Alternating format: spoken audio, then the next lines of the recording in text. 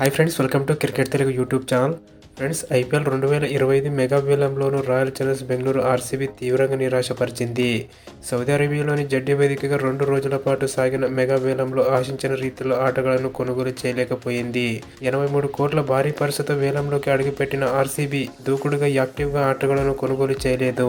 KL Rahul, Yuzvendra చహల్ను తిరిగి కొనుగోలు చేయడంతో పాటు రైట్ టు మ్యాచ్ కార్డ్ కింద సిరాజ్, మ్యాక్స్వెల్ను తీసుకుంటారని భావించగా ఆర్సీబీ మాత్రం వారి గురించి కనీసం బిడ్ కూడా చేయలేదు.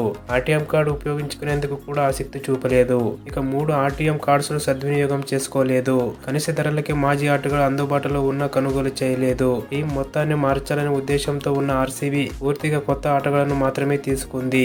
వేలానికి ముందు విరాట్ కోహ్లీ, రజత్ పాటీదార్, యశ్ దయాలను మాత్రమే అట్టపెట్టుకున్న ఆర్సీబీ వేలంలో పూర్తిగా కొత్త ఆటగాళ్లనే కొనుగోలు చేసింది. జోష్ హేజల్వుడ్, ఫిల్ సాల్ట్, జితేష్ శర్మల కోసం భారీగా ఖర్చు చేసింది.